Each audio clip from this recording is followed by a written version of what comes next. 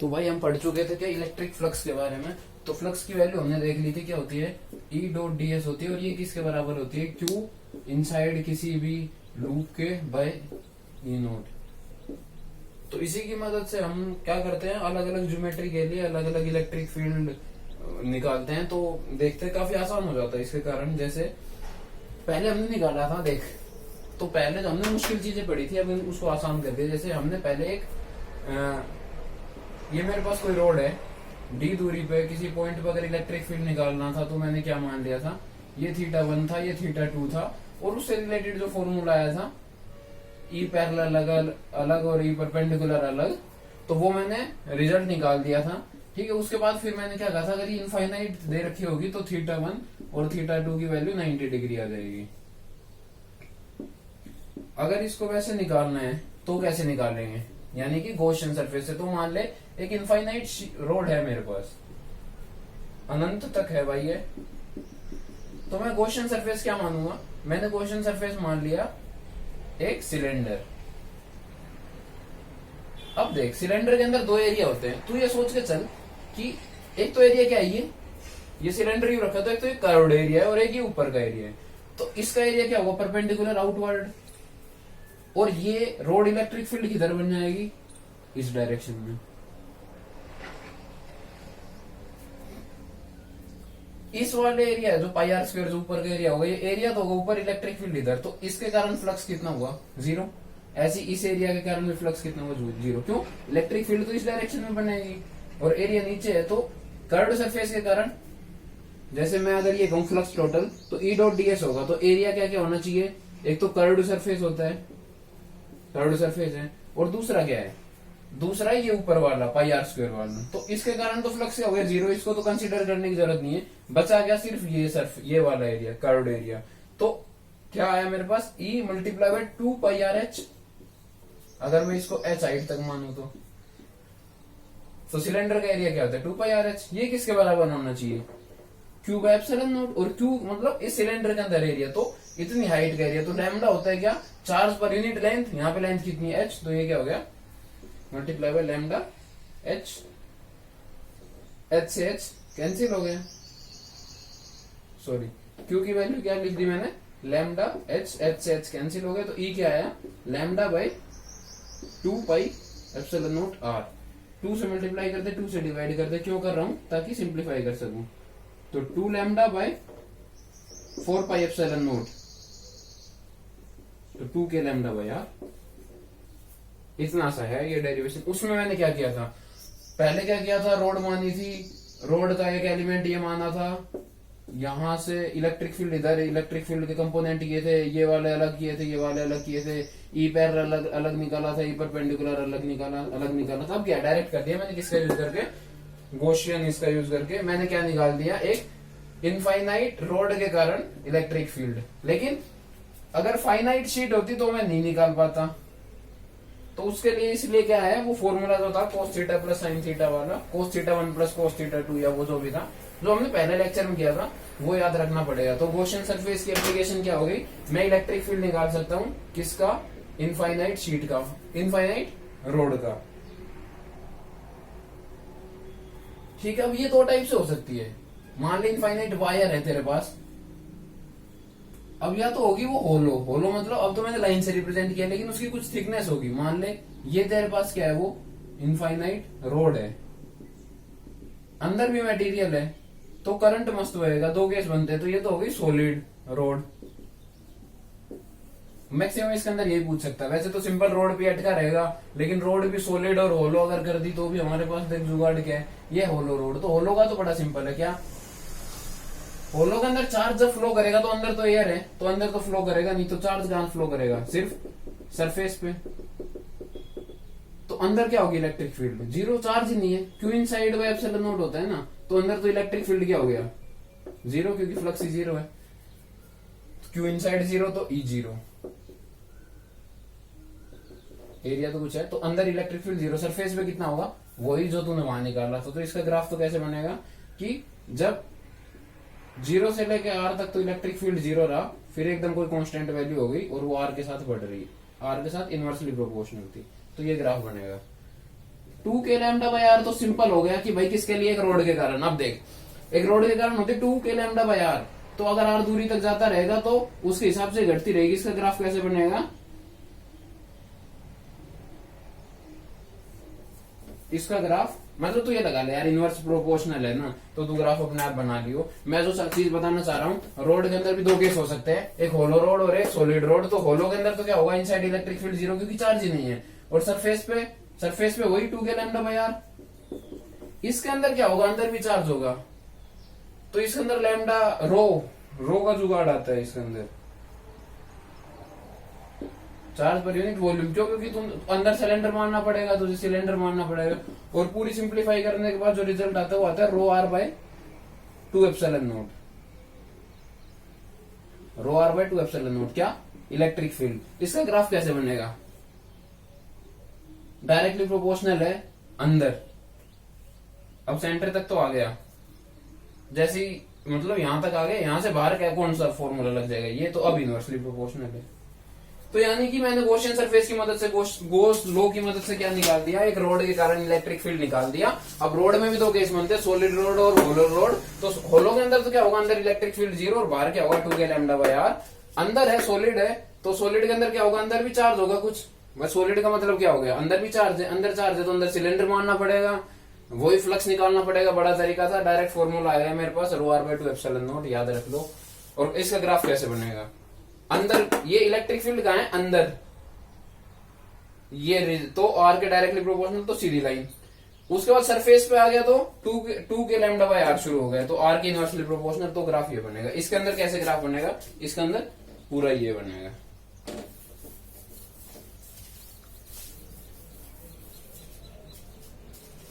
तो ये अब मान ले मेरे से ये इनफाइनाइट शीट है मेरे पास, एक शीट, रोड नहीं है, शीट पूरी।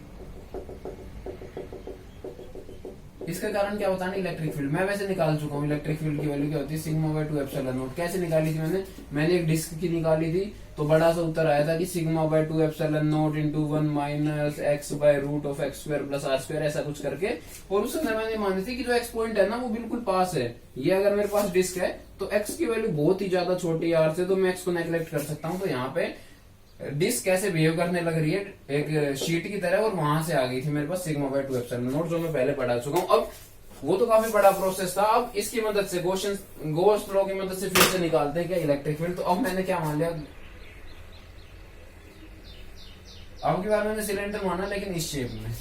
तो देख, इसका जो कर्व्ड सरफेस है, ये इलेक्ट्रिक फील्ड किधर बनाएगा, इधर और इधर, पॉजिटिव चार्ज अपने से दूर बनाएगा। कर्व्ड सरफेस का एरिया परपेंडिकुलर आउटवर्ड 90 डिग्री पे। तो अब की बार क्या होगा, इसका कोई कंट्रीब्यूशन नहीं रहा कर्व्ड सरफेस का, इसका कंट्रीब्यूशन है इधर। मान ली इसका एरिया ए, तो इस सरफेस से flux E, area multiply by E. ऐसे ही यहां से यहाँ पे इलेक्ट्रिक फील्ड इधर और एरिया इधर, सेम डायरेक्शन है, तो यहाँ भी ये। तो टोटल फ्लक्स कितना हो गया, 2EA, किसके बराबर होना चाहिए, Q बाय एप्सिलॉन नॉट। अब 2EA किसके बराबर होना चाहिए, Q by epsilon not. Q जो तूने गॉसियन सरफेस माना उसके अंदर चार्ज, तो चार्ज तो सिर्फ इतनी जगह पे है। अगर एरिया है कितना, चार्ज है कितना, चार्ज डेंसिटी सिग्मा यानी कितना चार्ज है पर यूनिट एरिया में, तो टोटल चार्ज क्या होगा, सिग्मा मल्टीप्लाई बाय ये एरिया तो तूने ये मान रखा है, ये तो ये भी है, तो सिग्मा मल्टीप्लाई बाय ए से कैंसिल हो गया, तो ई की वैल्यू क्या आ गई, सिग्मा बाय 2 एप्सिलॉन नॉट। तुझे पता भी था, इसका मतलब इस शीट के कारण बाहर की तरफ कितनी इलेक्ट्रिक फील्ड बनेगी, सिग्मा बाय 2 एप्सिलॉन नॉट। पहले बड़े तरीके से कर रहा था, अब तेरे पास डायरेक्ट तरीका आ गया। तो ये गॉस लॉ की एप्लीकेशन। तो मेरे से कोई पूछे गॉस लॉ क्या कहती है, गॉस लॉ ये कहती है कि भाई ई मल्टीप्लाई बाय एरिया क्या होता है, फ्लक्स, और वही फ्लक्स किसके बराबर होता है, क्यू बाय एप्सिलॉन नॉट के बराबर। तो इसकी मदद से मैं क्या कर सकता हूँ, इलेक्ट्रिक फील्ड निकाल सकता हूँ। इसकी मदद से मैंने किस किस की इलेक्ट्रिक फील्ड निकाली, इनफाइनाइट शीट रोड की निकाली। रोड के भी दो केस बने, एक सॉलिड रोड थी तो इनसाइड था रो आर बाय 2 एप्सिलॉन नॉट, और एक होलो थी, होलो के इनसाइड था जीरो, भाई जीरो क्योंकि चार्ज ही नहीं होलो के। और ये तो था कहां पे, इनसाइड। आउटसाइड दोनों के लिए सेम केस बन गया था, 2 के लैम्डा बाय आर, 2 के लैम्डा बाय आर। मैंने फिर शीट के कारण भी इलेक्ट्रिक फील्ड निकाल दी, किसकी मदद से, गॉस लॉ की मदद से। तो ये गॉस लॉ था। तो यार इतना तूने पढ़ रखा होगा। अब मेन जो चीज आती है वो आती है जैसे कंडक्टर की कुछ एक प्रॉपर्टी जो बाद में काम आएगी। तो देख कंडक्टर क्या कहता है, कंडक्टर ये कहते हैं, कंडक्टर चाहे होलो हो चाहे सॉलिड हो। होलो कंडक्टर मतलब यहाँ हवा है, कुछ नहीं है, और ये सॉलिड कंडक्टर। सॉलिड कंडक्टर जैसे कि लोहे का वही कोई कुछ भी लगा ले तो मतलब पूरी हैवी बॉल है जिसके अंदर भी मटेरियल है, तो यहाँ भी आयरन आयरन है आयरन है, तो ये क्या कंडक्टर है। तो मान ले कि मैंने इसको चार्ज दिया Q, तो इस कंडक्टर को मैंने अगर Q चार्ज दिया तो पता है क्या करता है, इस Q चार्ज को सिमेट्रिकल डिवाइड कर लेता है। पहली बात, अगर ये स्फीयर है तो बढ़िया, अगर सिमेट्रिकल है, एक चीज ध्यान में रख लेते हैं ना, पहला केस है Q चार्ज बाहर से दिया और सिमेट्रिकल है, तो सिमेट्रिकल अगर स्फीयर है तो चार्ज डिस्ट्रीब्यूशन भी सिमेट्रिकल होगा।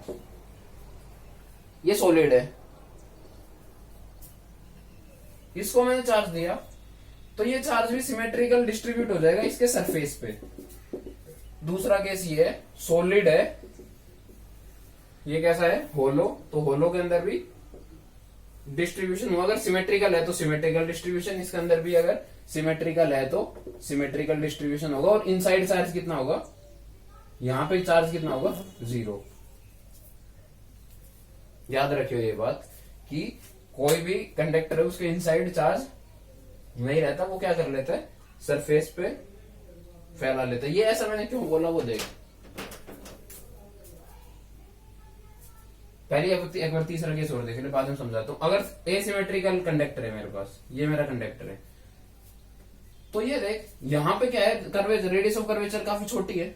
अगर तू यहाँ पे सेंटर माने तो इतना सा रेडियस बनेगा, लेकिन इस जगह पे देख रेडियस कितना बड़ा है, तो यहाँ पे सिग्मा ज्यादा होगा, यानी यहाँ पे चार्ज ज्यादा एक्यूमुलेट हो जाएगा, यहाँ पे चार्ज कम एक्यूमुलेट होगा, लेकिन होगा सरफेस पे।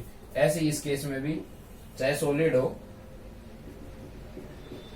सॉलिड और वो भी कंडक्टिंग, कंडक्टर की बात हो रही है, सारे कंडक्टर है ये, कोई भी नॉन कंडक्टिंग चीज नहीं है, तो अभी भी यही होगा। ये ऐसा क्यों बिहेव कर रहा है तो वो देखते हैं। तो ये केसेस याद रखो। पहला केस, अगर सिमेट्रिकल है कंडक्टर, सिमेट्रिकल शेप है, Q चार्ज है तो सिमेट्रिकल डिवाइड होगा। दूसरा, सॉलिड है तो भी चार्ज बाहर ही डिसाइड करेगा, अंदर चार्ज नहीं रहेगा और सिमेट्रिकल रहेगा। तीसरा, अगर शेप एबनॉर्मल है तो जहां पे रेडियस ऑफ कर्वेचर कम, वहां का सिग्मा ज्यादा होगा, वहां पे चार्ज ज्यादा एक्यूमुलेट होगा। इस केस में भी यही हो रहा है। तो ऐसा क्यों हो रहा है वो देखते हैं। कोई भी चीज है क्या चाहती है कि मैं स्टेबल रहूं, स्टेबल रहने के लिए क्या होना चाहिए, एनर्जी कम होनी चाहिए, एनर्जी कम होने के लिए क्या होना चाहिए, इलेक्ट्रिक फील्ड की एनर्जी होती है जैसे half epsilon naught E square, energy per unit volume. तो half epsilon naught E square, तो अगर मेरी ई कम होगी तो मेरी एनर्जी वैसी कम हो जाएगी ना, मल्टीप्लाई बाय वॉल्यूम। तो मैंने अगर ई कम कर दी तो मेरी एनर्जी कम हो जाएगी। तो हर एक चीज ये चाहती है कि मेरी ई कम हो। तो कंडक्टर के पास एक खास प्रॉपर्टी है कि उसके पास दुनिया भर के चार्जेस है, तो वो क्या करता है, वो ये कहता है कि मैं अपनी इलेक्ट्रिक फील्ड को कुछ भी कर दूंगा तो 0 करनी पड़ेगी मुझे। जैसे कि यहाँ पे जब चार्ज दिया तो उसने क्या किया, सिमेट्रिकल डिवाइड कर दिया। तो एक तरीके से वो रिंग वाला केस बन गया। बिल्कुल सेंटर के ऊपर क्या होना चाहिए, इलेक्ट्रिक फील्ड 0 होगा, सिमेट्रिकल डिवाइड हो गया। ठीक है, तो होता क्या है एक्चुअली में, कोशिश ये रहती है कि मेरा इलेक्ट्रिक फील्ड 0 हो। तो अब तो चार्ज दे रहे थे, अब क्या किया मैंने, कंडक्टर है, क्या है, होलो कंडक्टर मान ले, होलो है बट कंडक्टर है, अंदर कुछ नहीं है। यहां पे मैंने Q चार्ज रख दिया, तो ये Q चार्ज यहां पे कितना इलेक्ट्रिक फील्ड बनाएगा अगर ये दूरी R है तो दिमाग में क्या आता है, KQ/R²। भाई पॉइंट चार्ज कितना बना सकते हैं इलेक्ट्रिक फील्ड, इतना, तो ये आ गया KQ/R²। लेकिन ये कंडक्टर है और कंडक्टर क्या चाहता है, मेरी एनर्जी कम हो। कंडक्टर के पास एक प्रॉपर्टी है कि वो अपने इलेक्ट्रिक फील्ड को 0 कर सकता है अगर वो मतलब कोशिश करता है करने की।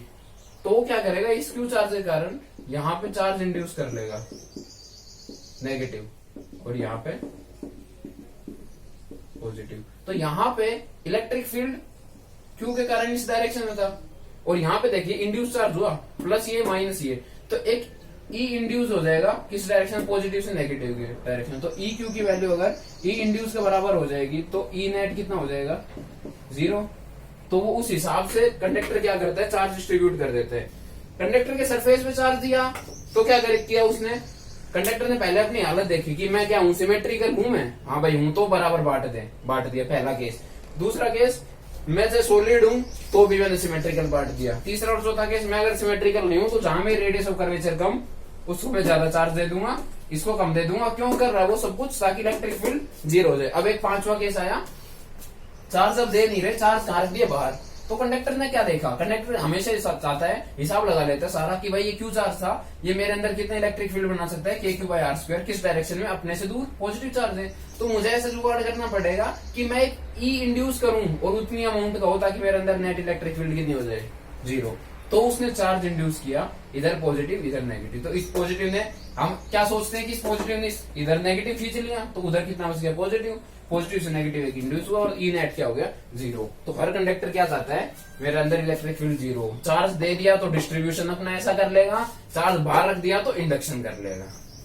तो डिस्ट्रीब्यूशन से और इंडक्शन की मदद से अपने अंदर इलेक्ट्रिक फील्ड जीरो रखने की कोशिश करते हैं। अब एक बात बता, इसका मतलब क्या हो गया? कंडक्टर के अंदर इलेक्ट्रिक फील्ड जीरो, तो ई क्या होता था? यही होता था। ई जीरो मतलब कि वी कांस्टेंट। इसलिए मैं कहता हूं कि कंडक्टर का जो सरफेस है ना, या कंडक्टर के इनसाइड पॉइंट कैसे बिहेव करते हैं? Equi potential surface. वो मैं पहले डिस्कस कर चुका हूं कि इक्वी पोटेंशियल सरफेस क्या होता है। ऐसे सरफेस जिनके अंदर पोटेंशियल सेम है, यहाँ पोटेंशियल सेम है क्यों? क्योंकि ई जीरो है तो वी कांस्टेंट, तो इक्वी पोटेंशियल सरफेस होता है। इक्वी पोटेंशियल सरफेस की प्रॉपर्टी होती है कि इलेक्ट्रिक फील्ड लाइंस आती है ना परपेंडिकुलर, आती है यहाँ से निकलती है तो परपेंडिकुलर। तो एक बात बता, अंदर इलेक्ट्रिक फील्ड नहीं है तो क्या मैं अंदर इलेक्ट्रिक फील्ड लाइंस दिखाऊंगा? जब इलेक्ट्रिक फील्ड ही नहीं है तो इलेक्ट्रिक फील्ड लाइंस नहीं दिखाऊंगा। तो एक प्रॉपर्टी तो हमारी क्या हो गई? ई जीरो होगा कंडक्टर के अंदर। दूसरी प्रॉपर्टी क्या हो गई? कि फील्ड लाइंस नहीं दिखाऊंगा, फील्ड लाइंस नहीं दिखाऊंगा क्योंकि ई नहीं है। अब फील्ड लाइंस भी नहीं दिखाई। दूसरा क्या हो गया? वी कांस्टेंट हो गया, यानी कि कैसे बिहेव करेगा? Equi potential surface. Equi potential surface है तो जो इलेक्ट्रिक फील्ड लाइन बाहर निकलेगी या घुसेगी इसके अंदर, वो कैसे होगी? परपेंडिकुलर होगी। किसके? सरफेस के। तो डायग्राम बेस्ड क्वेश्चन पूछे तो ये प्रॉपर्टी याद रखनी चाहिए। जिस डायग्राम के अंदर कंडक्टर के अंदर इलेक्ट्रिक फील्ड लाइंस दिखा दी वो डायग्राम गलत। जिसने इलेक्ट्रिक फील्ड की कोई वैल्यू दिखा दी अंदर, वो डायग्राम गलत। जिसने ये परपेंडिकुलर नहीं दिखाया वो डायग्राम गलत। तो ये कंडक्टर की प्रॉपर्टी है। कंडक्टर क्या कहेगा? मेरे ऊपर चार्ज होगे तो मैं ऐसे बिखेर लूंगा कि मेरी ई जीरो हो जाए, बाहर चार्ज होगे तो मैं अपना खुद इंड्यूस ऐसे कर लूंगा कि ई जीरो हो जाए। तो ये प्रॉपर्टी है किसकी? कंडक्टर की।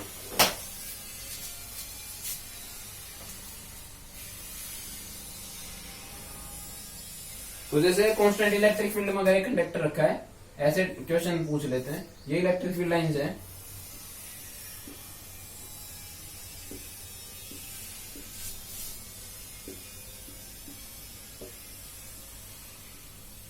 ये बनता है इसलिए डायग्राम। इलेक्ट्रिक फील्ड लाइंस के अंदर जैसे कंडक्टर रखा तो इलेक्ट्रिक फील्ड लाइंस आने लगी। तो देखो हो कंडक्टर है, कंडक्टर के अंदर तो इलेक्ट्रिक फील्ड लाइंस होती नहीं, तो यहाँ मैंने नहीं दिखाई, यहाँ दिखाई। ये इलेक्ट्रिक फील्ड लाइन जब आने लगे तो उसने देखा रहे यार कंडक्टर का सरफेस तो इक्वी पोटेंशियल सरफेस होता है, तो मुझे इसके सरफेस के विद रेस्पेक्ट 90 डिग्री एंगल बनाना पड़ेगा। तो इसलिए इन्होंने अपने झुकाव को मोड़ लिया ताकि ये 90 डिग्री एंगल बना सके। तो ये प्रॉपर्टी डायग्राम है जो हम रिप्रेजेंट करते हैं किसके लिए? कंडक्टर के लिए। तो ये कंडक्टर की प्रॉपर्टी पढ़ रहे हैं तो बाद में काम आएगी है। जैसे कोई मेरे से ये कहे, किसी ने मेरे से अगर ये कहा, बहुत बेसिक सवाल है बट कंसेप्ट इनसे ही बनते हैं। ये मेरे पास कंडक्टर है, ठीक है भाई कंडक्टर है, ये क्यू चार्ज मैंने यहां पे रख दिया। अच्छा, ये 4 मीटर की दूरी है क्यू चार्ज की इसके सेंटर से, और ये 3 मीटर की दूरी है।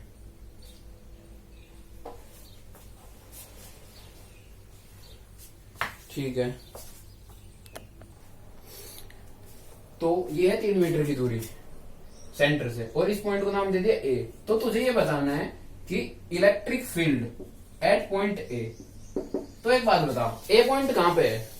मेटल के अंदर, कंडक्टर के अंदर। तो कंडक्टर के अंदर है तो इसका मतलब इलेक्ट्रिक फील्ड ए पॉइंट पे 0 होगी। मेरे से अगर ये पूछे electric field at point A due to Q, तो इस क्यू ने तो एक इलेक्ट्रिक फील्ड बनानी है, कितनी बनाएगा? यहां से यहां तक की दूरी। भाई इस क्यू को तो क्या मतलब है, जिस इस पॉइंट पे दूरी कितनी है मेरी, तो कितने बना दिया? K Q by R square. R हो गया क्या? 5, के क्यू बाय 5 स्क्वायर। भाई एक पॉइंट चार्ज है, इसको कोई मतलब नहीं है ये कंडक्टर नॉन कंडक्टर। जैसे मैंने जब समझाने के लिए किया था तो इधर तो बना था ई ड्यू टू क्यू, यहाँ बना था ई इंडक्शन, तो ये तो थे नेट ई तो जीरो आया था, तो नेट ई तो जीरो है, ये क्यू तो होगा। और ये पूछ रहे इलेक्ट्रिक फील्ड एट पॉइंट है ड्यू टू इंड्यूस्ड चार्ज।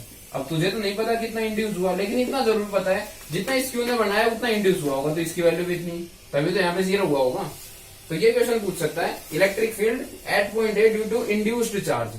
तो तुझे नहीं पता इंड्यूस कितना होगा कितना नहीं होगा, लेकिन तुझे ये पता है इस चार्ज के कारण इधर वैल्यू होगी इतनी, तो इंड्यूस के कारण भी इतनी ही वैल्यू होनी चाहिए अपोजिट डायरेक्शन में। तो तू ये निकाल सकता है के क्यू बाय आर स्क्वायर। बड़ा बेसिक क्या पता होना चाहिए कि कंडक्टर के इनसाइड इलेक्ट्रिक फील्ड जीरो होनी चाहिए। वो कब हो सकती है, जब इंड्यूस्ड और क्यू के द्वारा बनाई गई इलेक्ट्रिक फील्ड बराबर हो। एक क्वेश्चन और देख, ये है क्यू पॉइंट, कितनी दूरी पे,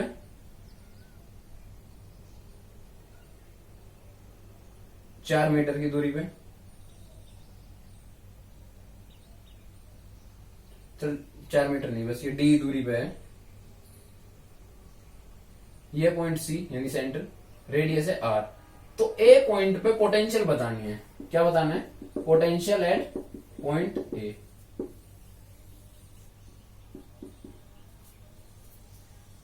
इस क्यू के कारण, तो एक बात बता, इस क्यू ने सेंटर पे कितनी पोटेंशियल बनाई होगी भाई, इस क्यू ने सेंटर पे कितनी पोटेंशियल बनाई होगी। तो एक पॉइंट चार्ज ही तो है, उसका पोटेंशियल भाई मुझे पता है के क्यू बाय आर होता है, तो यहाँ पे के क्यू बाय डी। तो ये पोटेंशियल बनाई होगी इस क्यू ने यहां पे, ठीक है।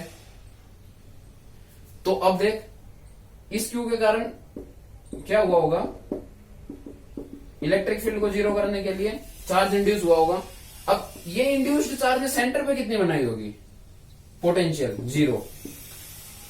क्यों, क्योंकि बराबर चार्ज है, जितना पॉजिटिव इधर उतना नेगेटिव इधर, और दूरी भी बराबर है भाई, दूरी भी बराबर है, तो यहाँ पे पोटेंशियल जीरो। तो टोटल पोटेंशियल इतनी होगी कहां पे, सी पे, कितनी, के क्यू बाय डी।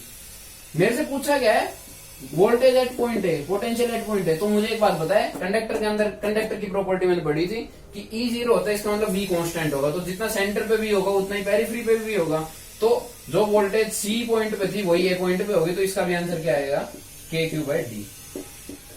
तो ये आंसर है।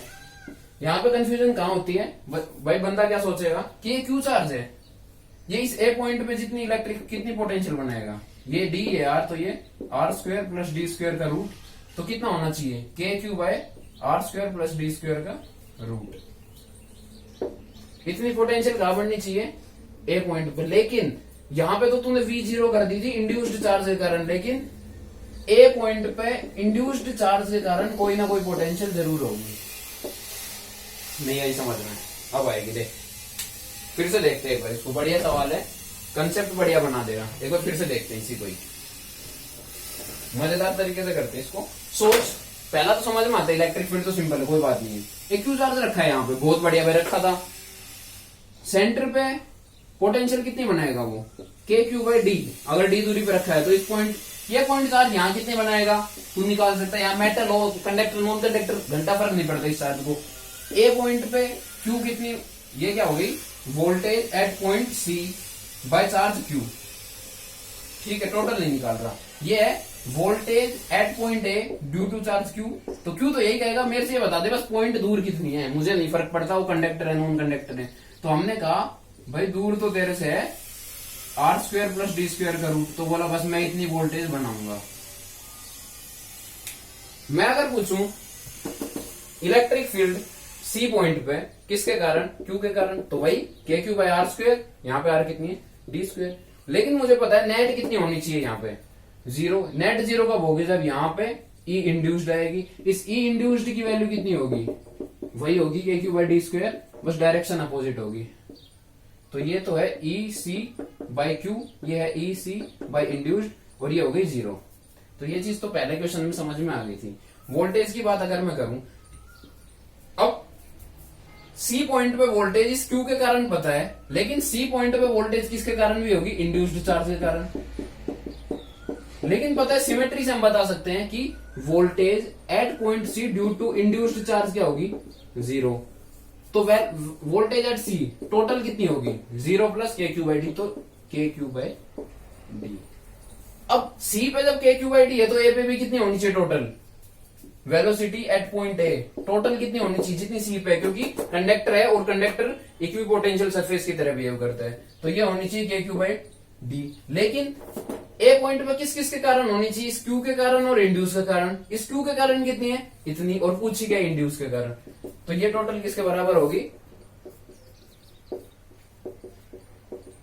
ये plus voltage at point A due to induced charge. एक कहानी सी बन गई। मेरे से क्या पूछा, क्यू चार्ज रखा है, ए पॉइंट पे इंड्यूस चार्ज के कारण कितनी पोटेंशियल बनेगी। मेरे से क्वेश्चन सिर्फ ये पूछा है, क्यू चार्ज रखा है, ए पॉइंट पे पोटेंशियल बतानी है, टोटल नहीं बतानी, जो इंड्यूस चार्ज हुआ ना उसके कारण। तो मैंने देखा कि इंड्यूस के कारण मैं यहां कभी नहीं बता सकता डायरेक्टली, तो मैंने क्या मदद ली, मैंने देखा ये क्यू यहां पे कितनी बनाएगा, सेंटर पे, सेंटर पे इतनी बनाएगा, और इंड्यूस चार्ज के कारण सेंटर पे 0, तो टोटल सेंटर पे इतनी। तो अगर सेंटर पे इतनी है तो ऊपर भी टोटल कितनी होनी चाहिए, इतनी, तो टोटल इतनी होनी चाहिए। यहाँ पे टोटल मतलब या तो इंड्यूस बनाएगा और एक क्यू बनाएगा, तो मैं क्यू के कारण निकाल सकता हूँ, प्लस इंड्यूस की बच गई, तो जो क्यू के कारण है प्लस इंड्यूस के कारण है वही तो टोटल के बराबर होनी चाहिए। तो मेरा फायदा क्या हो गया, मैंने सेंटर पे निकाल दिया, और इक्विपोटेंशियल सरफेस होता है तो जितनी सेंटर पे होगी उतनी सरफेस पे होगी। ये कंडक्टर की प्रॉपर्टी फिर से यूज हो गई। तो भाई अब तो आया होगा समझ में। पेरिफ्री पे पूछा था, पेरिफ्री पे मैं नहीं बता सकता था, तो मैंने सेंटर में निकाला, जो सेंटर पे होगा वही पेरिफ्री पे होगा, और पेरिफ्री पे किसके कारण होगा, क्यू के कारण होगा प्लस इंड्यूस के कारण होगा, वही कितना होगा टोटल, और टोटल कितना, जितना सेंटर पे था उतना। तो ये मुझे पता था, ये मुझे पता था, ये मैं निकाल सकता हूँ। इस चीज की मैंने मदद ली, और ये मैंने कुछ एक प्रॉपर्टी पढ़ी है किसकी, कंडक्टर की।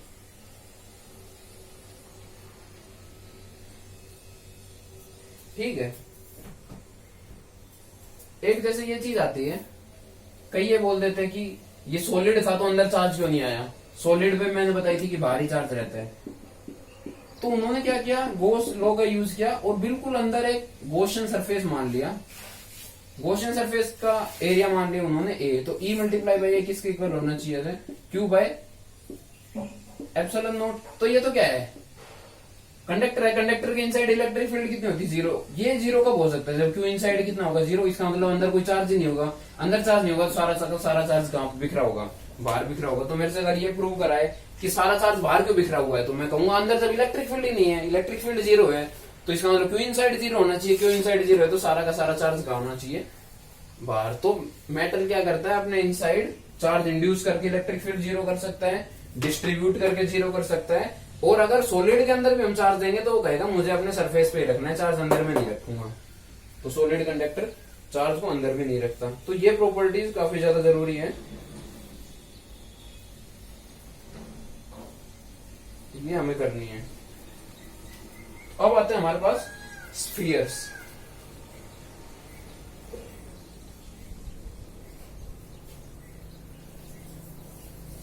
हाँ भाई, अब आते हैं स्फीयर्स। अलग अलग स्फीयर हैं, अलग अलग सबकी हमें क्या करना है, 4 टाइप के स्फीयर हैं, 4 टाइप के स्फीयर हैं। वी निकालना है, ई निकालना है, मतलब पोटेंशियल हर एक के कारण, और पोटेंशियल भी अंदर सरफेस पे और बाहर, उनका ग्राफ, और पोटेंशियल एनर्जी। तो ये सब करना है। ये अगर हो गया तो मैक्सिमम क्वेश्चन हम कर सकते हैं स्फीयर्स के ऊपर। देख स्फीयर कौन कौन से हो सकते हैं, सोच। पहला हो सकता है होलो नॉन कंडक्टिंग। जहां नॉन कंडक्टिंग, कंडक्टिंग का मतलब क्या, नॉन कंडक्टिंग मतलब अगर मैंने चार्ज सारा का सारा यहां रख दिया ना तो यहीं पड़ा रहेगा, वो चलेगा ही नहीं अपने आप। और होलो का मतलब अंदर से खाली। एक हो सकता है होलो कंडक्टिंग, अंदर तो कुछ भी नहीं है, लेकिन अगर तूने चार्ज यहां रख दिया ना तो वो अपने आप रीअरेंज कर लेगा ताकि इलेक्ट्रिक फील्ड को 0 कर सके। ये है, समझ में आ गई भाई बात, ठीक है। होलो कंडक्टिंग हो गया। तीसरा आता है सॉलिड कंडक्टिंग। सॉलिड है और कंडक्टिंग है। तो सॉलिड है तो दिमाग में ये आना चाहिए कि अंदर चार्ज होना चाहिए, लेकिन कंडक्टिंग हो गया तो कंडक्टर क्या कहता है, मेरे अंदर इलेक्ट्रिक फील्ड 0 होनी चाहिए, इसके कारण मेरे अंदर चार्ज भी 0 होना चाहिए। वो मैं प्रूव कर चुका इससे जस्ट पहले। तो इसके अंदर भी चार्ज क्या रहेगा, बाहर रहेगा। इसके अंदर भी चार्ज क्या रहेगा, सिर्फ बाहर रहेगा। और इसके अंदर भी चार्ज जहां तूने बखेरा है वो रहेगा। मान लेता हूं मैंने सिमेट्रिकल भी खेला है इसके अंदर, तो ये चलेगा नहीं। और चौथा क्या बचता है, सॉलिड नॉन कंडक्टिंग। एक है क्या, सॉलिड है और नॉन कंडक्टिंग है।